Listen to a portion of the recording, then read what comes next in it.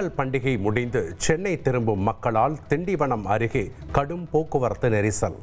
நீண்ட தூரத்திற்கு வாகனங்கள் ஊர்ந்து செல்கின்றன. சென்னை, பெங்களூரு உள்ளிட்ட நகரங்களில் பணியாற்றும் கோவையைச் சேர்ந்த மக்கள் பொங்கல் பண்டிகையை சொந்த ஊர்களில் கொண்டாடிய நிலையில் விடுமுறை முடிந்து மீண்டும் அந்தந்த நகரங்களுக்கு திரும்பினர். இதனால் கோவை பேருந்து நிலையங்களில் கூட்டம் அலைமோதியது. சுமார் 500க்கும் மேற்பட்ட சிறப்பு பேருந்துகள் இயக்கப்பட்ட நிலையில் சிரமமின்றி பொதுமக்கள் பயணித்தனர். கலை இலக்கிய விருதுகளில் அரசியல் குறுக்கீடு ஆபத்தானது என்று முதலமைச்சர் ஸ்டாலின் கருத்து தெரிவித்துள்ளார். சென்னை சேப்பாக்கத்தில் உள்ள கலைவாணர் அரங்கில் நடைபெற்ற சென்னை பன்னாட்டு புத்தக திருவிழாவின் நிறைவு விழாவில் முதலமைச்சர் ஸ்டாலின் கலந்து கொண்டு மொழிபெயர்ப்பு நூல்களை வெளியிட்டார். தொடர்ந்து பேசிய அவர், தமிழகத்தில் ஆண்டுதோறும் தேசிய அளவில் இலக்கிய விருதுகள் 5 லட்சம் ரூபாய் பரிசு தொகையுடன் வழங்கப்படும் என்று அறிவித்தார். ஒன்றிய அரசினுடைய கலாச்சாரத்துறை தலையீட்டால விருது அறிவிக்கக்கூடிய நிகழ்ச்சி ரத்து செய்யப்பட்டிருக்கு. இனி இது நடக்குமா என்று தெரியல. கலை இலக்கிய விருதுகளில் கூட அரசியல் குறுக்கீடு பண்றது ஆபத்தானது. குறிப்பிட்ட இந்திய மொழிகளில் வெளியாகிற தலை சிறந்த இலக்கிய படைப்புகளுக்கு தமிழ்நாடு அரசின் சார்பில் ஆண்டுதோறும் தேசிய அளவிலான விருதுகள் வழங்கப்படும். முதல் கட்டமா தமிழ், தெலுங்கு, கன்னடம், மலையாளம், ஒடியா, வங்காளம் மற்றும் மராட்டிய மொழிகளில் வெளியாகிற தலை சிறந்த படைப்புகளுக்கு செம்மொழி இலக்கிய விருது என்ற பெயரில் அந்த விருது வழங்கப்படும். விருதோட தலா 5 லட்சம் ரூபாய் பரிசு தொகை வழங்கப்படும். சட்டப்பேரவை தேர்தலுக்காக பாஜக சார்பில் தேர்தல் அறிக்கை குழு அமைப்பு. தமிழிசை சவுந்தரராஜன் தலைமையில் 13 பேர் கொண்ட குழுவை அமைத்து பாஜக மாநில தலைவர் நயினா நாகேந்திரன் அறிவிப்பு வெளியிட்டுள்ளார். காங்கிரஸ் கட்சியிலிருந்து விலகப் போவதாக திட்டமிட்டு பரப்பப்படும் வதந்திகளுக்கு மாணிக்கம் தாகூர் எம்பி முற்றுப்புள்ளி வைத்துள்ளார். ஆட்சியில் பங்கு குறித்து அவர் பேசிய கருத்துகளால் சர்ச்சை எழுந்த நிலையில், அற்பத்தனமான ஐடி விங்கின் கனவு பலிக்காது, நான் உண்மையான காங்கிரஸ்காரன் என எக்ஸ் தளத்தில் பதிவிட்டுள்ளார். முன்னதாக கூட்டணி மற்றும் ஆட்சியில் பங்கு குறித்து பொதுவெளியில் பேசக்கூடாது என அகில இந்திய காங்கிரஸ் தலைமை தமிழக நிர்வாகிகளுக்கு கடும் உத்தரவு பிறப்பித்திருந்தது குறிப்பிடத்தக்கது.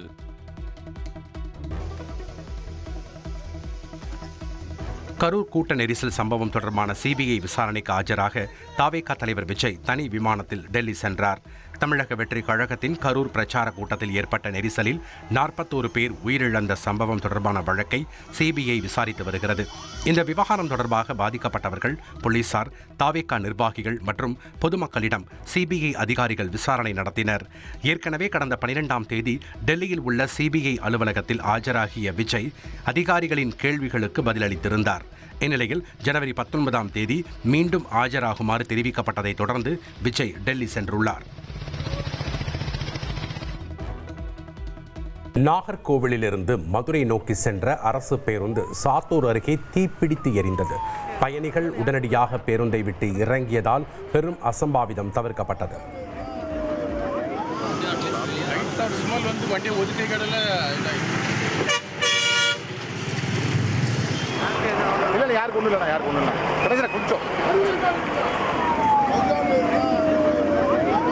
சாத்தூர் அரசு பேருந்து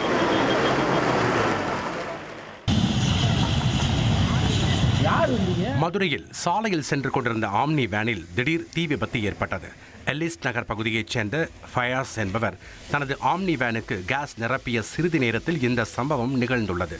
தகவல் அறிந்து விரைந்து வந்த தீயணைப்புத் துறையினர் தண்ணீரை பீச்சி அடித்து தீயை அணைத்தனர். இருப்பினும் ஆம்னி வேன் முற்றிலும் எரிந்து சேதமானது.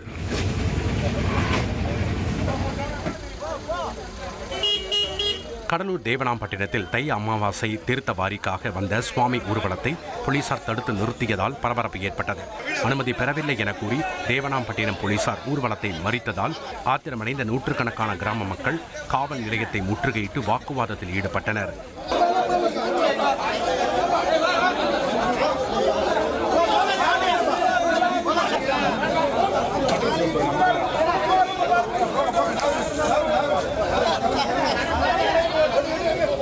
இது ஆண்டுதோறும் நடக்கும் பாரம்பரிய நிகழ்வு என விளக்கியதை அடுத்து 1 மணி நேரத்திற்கு பின் போலீசார் அனுமதித்த நிலையில் கிராம மக்கள் சுவாமி சிலைகளை தோளில் சுமந்து சென்று சங்குமுக தீர்த்த வாரியை நடத்தினர்.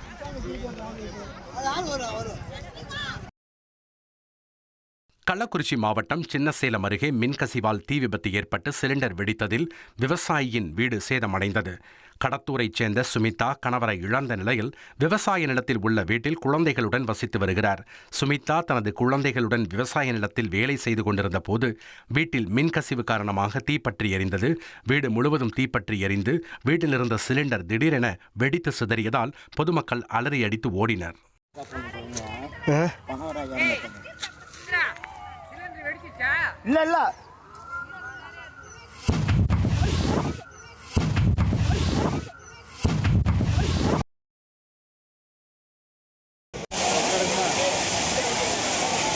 நெல்லை மாவட்டம் பாபநாசம் அகஸ்தியர் அருவியில் தண்ணீர் ஆர்ப்பரித்து கொட்டுவதால் ஏராளமான சுற்றுலா பயணிகள் குவிந்தனர். நெல்லை, தூத்துக்குடி, தென்காசி மட்டுமின்றி தமிழகத்தின் பல்வேறு பகுதிகளில் இருந்தும் வந்திருந்த ஆயிரக்கணக்கான சுற்றுலா பயணிகள் உற்சாக குளியல் போட்டு மகிழ்ந்தனர்.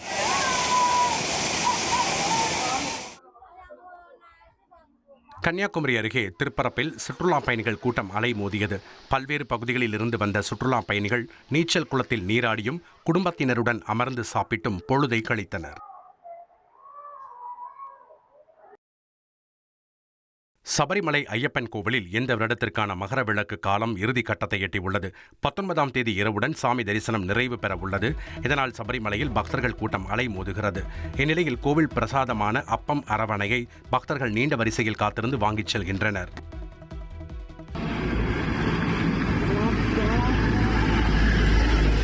ஜம்மு காஷ்மீரின் கிஷ்த்வாரின் சத்ரு பகுதியில் பாதுகாப்பு படையினருக்கும் பயங்கரவாதிகளுக்கும் இடையே துப்பாக்கி சண்டை ஏற்பட்டது. அந்த பகுதியில் தீவிரவாதிகள் பதுங்கி இருப்பதாக கிடைத்த தகவலின் பேரில் பாதுகாப்பு படையினர் தீவிர தேடுதல் வேட்டையில் ஈடுபட்ட போது இரு தரப்பினருக்கும் இடையே துப்பாக்கி சண்டை வெடித்தது. இந்த இடத்தில் 2 அல்லது 3 தீவிரவாதிகள் பதுங்கி இருப்பதாகவும் ஜெய்ஷ்-இ-முகமது பயங்கரவாத இயக்கத்தைச் சேர்ந்த பயங்கரவாதிகளை பாதுகாப்பு படையினர் சுற்றி வளைத்திருப்பதாகவும் தகவல்கள் வெளியாகியுள்ளன.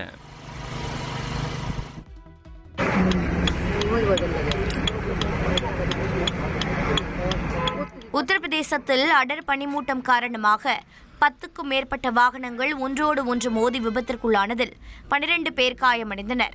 அம்ரோஹா மாவட்டத்தில் உள்ள தேசிய நெடுஞ்சாலையில் இந்த விபத்து ஏற்பட்டது. காயமடைந்தவர்களை போலீசார் மீட்டு மருத்துவமனையில் சேர்த்தனர். விபத்து காரணமாக நீண்ட தூரத்திற்கு போக்குவரத்து நெரிசல் ஏற்பட்டது. விபத்திற்குள்ளான வாகனங்கள் கிரேன் உதவியுடன் அகற்றப்பட்டன.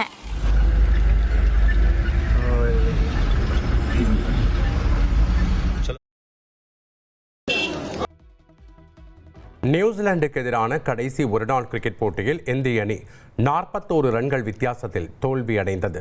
338 ரன்கள் இலக்கை நோக்கி ஆடிய இந்திய அணி 296 ரன்களுக்கு ஆல் அவுட் ஆனது. விராட் கோலியின் சதம் வீணான நிலையில் 2-1 என்ற கணக்கில் தொடரை வென்றது நியூசிலாந்து. சுமார் 3 ஆண்டுகளுக்கு பிறகு சொந்த மண்ணில் ஒருநாள் தொடரை இந்தியா இழந்துள்ளது. நியூசிலாந்து முதல் முறையாக இந்திய மண்ணில் ஒருநாள் தொடரை வென்று சாதனை படைத்துள்ளது.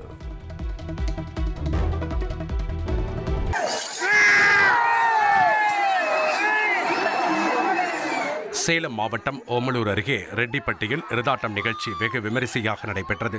வடம் கட்டிய காளைகள் களத்தில் ஓடவிடப்பட்ட நிலையில் அனைவரையும் இழுத்து கொண்டு ஆக்ரோஷமாக துள்ளி குதித்து ஓடி ஆட்டம் காட்டியது.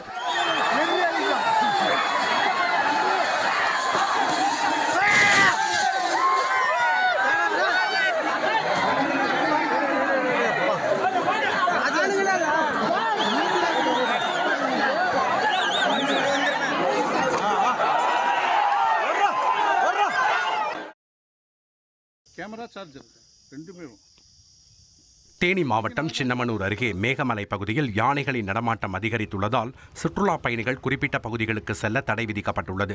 கடந்த 2 நாட்களாக மணலாறு மற்றும் வெண்ணியாறு போன்ற பகுதிகளில் காட்டு யானைகள் குட்டியுடன் சாலையில் உலா வருகின்றன. இந்த பகுதியில் வனத்துறையினர் பாதுகாப்பு பணியில் ஈடுபட்டு யானைகளின் நடமாட்டத்தை தீவிரமாக கண்காணித்து வருகின்றனர்.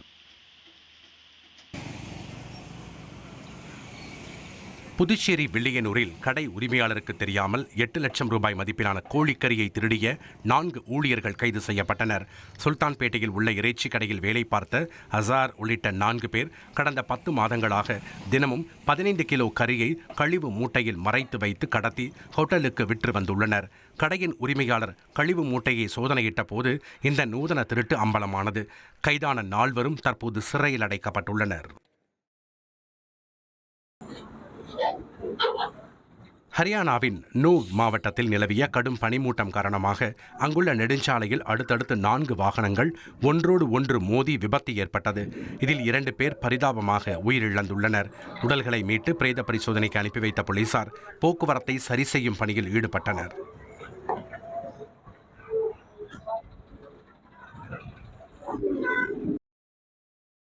மேற்கு ஆஸ்திரியாவின் சால்ஸ்பர்க் போங்வாங் பகுதியில் ஏற்பட்ட பனிச்சரிவில் சிக்கி 5 பனிசறுக்கு வீரர்கள் பரிதாபமாக உயிரிழந்தனர். மேலும் 2 படுகாயமடைந்தனர். காயமடைந்தவர்களுக்கு உதவவும் உடல்களை கண்டறியவும் 4 ஹெலிகாப்டர்கள் கொண்டு வரப்பட்டன. பனிசறுக்கு வீரர்கள் எச்சரிக்கையாக இருக்கவும், அரசின் ஆலோசனைகள் மற்றும் வானிலை எச்சரிக்கைகளை கவனிக்கவும் அதிகாரிகள் அறிவுறுத்தியுள்ளனர். கிழக்கு சீனாவின் ஜியாங்சு மாகாணத்தில் உள்ள லியான் யுங்காங் நகரில் சூவே எனப்படும் புதிய அணுமின் நிலையத்திற்கான கட்டுமான பணிகள் தொடங்கியுள்ளன. இது சீனாவின் அடுத்த 5 ஆண்டு மேம்பாட்டு திட்டத்தின் கீழ் தொடங்கப்படும் முதல் அணுசக்தி திட்டமாகும். இந்த ஆலை 2 வகையான அணுசக்தி தொழில்நுட்பங்களை ஒன்றாக பயன்படுத்துகிறது. இதன் ஒரு பகுதி மின்சாரத்தை உற்பத்தி செய்கிறது. மற்றொரு பகுதி மிக அதிக வெப்பநிலையுள்ள நீராவியை உருவாக்குகிறது. இந்த ஆலை அருகில் உள்ள தொழிற்சாலைகளுக்கு மின்சாரம் மற்றும் நீராவி ஆகிய இரண்டையும் வழங்கும். 2032 இந்த ஆலை செயல்பட துவங்கியதும் நிலக்கரியின் பயன்பாட்டை குறைத்து கார்பன் வெளியேற்றத்தையும் குறைக்கும் என்பது குறிப்பிடத்தக்கது.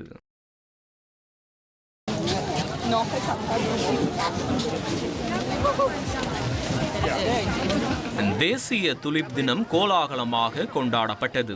இலவசமாக துலிப் மலர்களை பறித்து செல்ல நெதர்லாந்து தலைநகர் ஆம்ஸ்டர்டாமில் ஏராளமான மக்கள் ஆர்வமுடன் ஒன்று கூடினர்.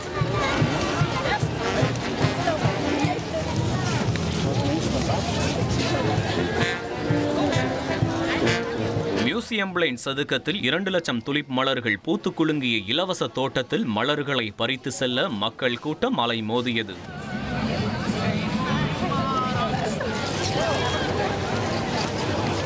ஒவ்வொரு பார்வையாளரும் 10 துலிப் மலர்களை பறித்து செல்ல அனுமதிக்கப்பட்டனர். இருப்பினும் ஆசை மிகுதியில் பலர் 10க்கும் மேற்பட்ட மலர்களை பறித்தனர்.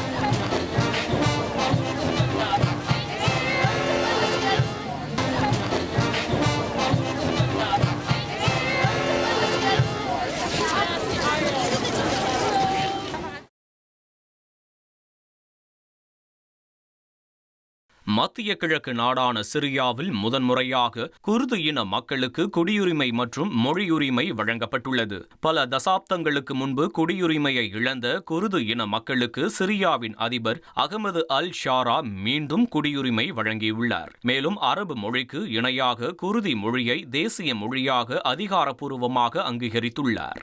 இதன் மூலம் இனி பள்ளிகளில் குர்தி மொழி கற்பிக்கப்படும். மேலும் குர்துக்களின் புத்தாண்டு விழாவான நவ்ரூஸ் அன்று ஊதியத்துடன் கூடிய தேசிய விடுமுறையாகவும் அறிவிக்கப்பட்டுள்ளது.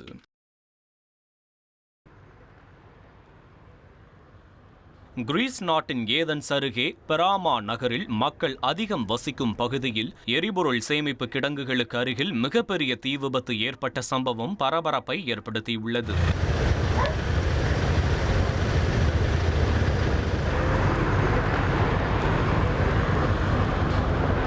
தீ பிழம்புகள் 20 மீட்டர் உயரம் வரை எழுந்தன. தீ மட்டும் எரிபொருள் சேமிப்பு கிடங்கு முழுமையும் பரவியிருந்தால் ஏதென்ஸ் நகரையும் அழைத்திருக்கக்கூடும் என அதிகாரிகள் அச்சம் தெரிவித்தனர்.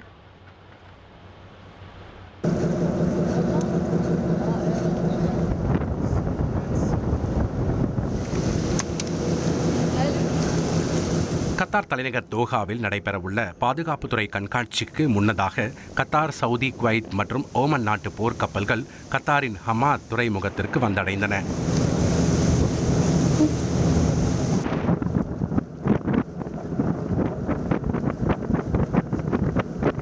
ஜனவரி 22 வரை நடைபெறும் தோஹா சர்வதேச கடல்சார் பாதுகாப்பு கண்காட்சி மற்றும் மாநாட்டில் பங்கேற்பதற்காக இந்த கப்பல்கள் வந்துள்ளன.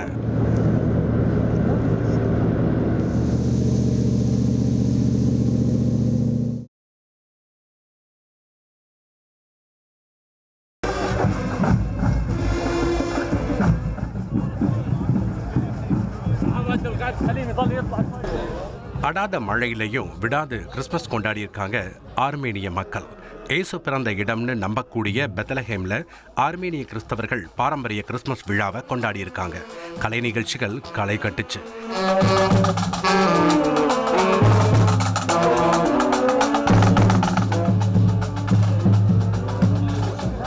கிறிஸ்தவர்கள் வெவ்வேறு தேதிகளில் கிறிஸ்துமஸை கொண்டாடுவாங்க. பலர் டிசம்பர் 25 அன்னைக்கும், ஆர்த்தடாக்ஸ் கிறிஸ்தவர்கள் ஜனவரி 7 அன்னைக்கும், ஆர்மீனிய தேவாலயங்கள் ஜனவரி 19 கிறிஸ்துமஸ் விழாவை கொண்டாடுறது வழக்கம். ஆர்மீனியர்கள் தான் ஒவ்வொரு ஆண்டும் கடைசியாக கிறிஸ்துமஸை கொண்டாடுறவங்கன்றது குறிப்பிடத்தக்கது.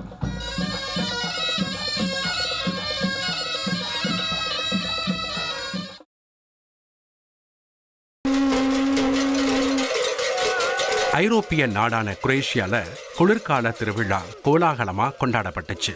ரிப்பன்கள் மற்றும் செம்மறியாட்டு கம்பளியால் செய்யப்பட்ட பழங்கால உடைகளை அணிஞ்சு பெரிய தொப்பிகளை மாட்டிக்கிட்டு மணி அடிச்சுக்கிட்டே ஆண்கள் வீதிகளில் நடனம் ஆடினாங்க.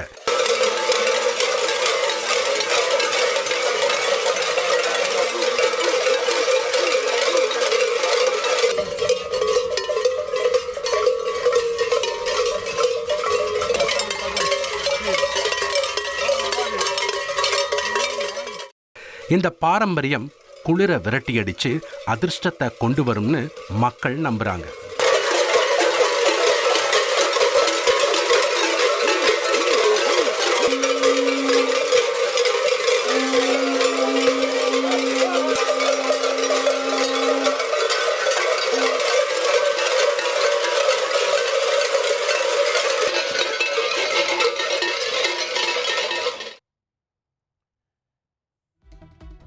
துபாயில் அஜித்குமார் ஓட்டும் ரேஸ் காரில் அவருக்கு அருகே அமர்ந்து பயணிக்கலாம் என்று அறிவிக்கப்பட்டுள்ளது. இதற்காக இந்திய மதிப்பில் 86,000 ரூபாய் கட்டணம் நிர்ணயிக்கப்பட்டுள்ளது.